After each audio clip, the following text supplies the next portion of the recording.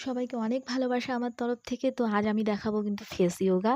তো আমি লাগিয়ে নিয়েছি ময়েশ্চারাইজার। আপনাদের কাছে ময়েশ্চারাইজার না থাকলে আপনারা নারকেল তেল বা অলিভ অয়েল মেখে নেবেন মুখে ভালো করে যাতে মুখটা নরম থাকে। তারপরে আমরা যেমন ছোটবেলায় ট্রেন চালাতাম ঠোঁট কাঁপিয়ে যাতে মুখটা ভাইব্রেশন হয়, হ্যাঁ, সেভাবে ২ থেকে ৩ বার করে নেবেন। আমি একবারই দেখিয়েছি। আর ২য় নাম্বার এক্সারসাইজ হলো ও শেপ করে ঠিক হাসার মতো স্টাইল করে গাল দুটো উপর দিকে ঠেলে তুলতে হবে। থুতনি থাকবে টাইট এবং যদি গাল একটু ব্যাকাট্যারা হয় সেটাকে আমরা হাত দিয়ে ব্যালেন্স করে নেব। হ্যাঁ, সেটা দেখে নিতে হবে।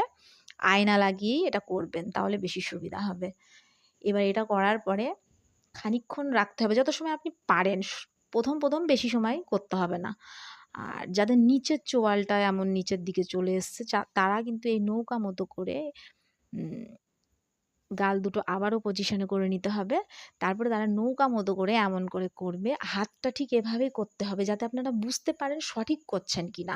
আরেকটা কথা মনে রাখতে হবে এই ব্যায়ামটা করার সময় কিন্তু স্মাইল থাকতে হবে মুখে তবেই গাল দুটো উপর দিকে যাবে। স্মাইল না করলে হবে না। উপরে মাত্র ৮ টা দাঁত দেখা যাবে। আর জিভটা দাঁতের সঙ্গে যেন না ঘষে। আর ৪র্থ এক্সারসাইজ দেখতে হলে আমার নেক্সট ভিডিও দেখুন। এটা আপনারা ৪ থেকে ৫ বার করবেন। আমি কিন্তু ৭-৮ বার করি। সবসময় এই ব্যায়ামগুলো ৪ থেকে ৫ বারই করবেন। ধীরে বাড়াবেন। নমস্কার।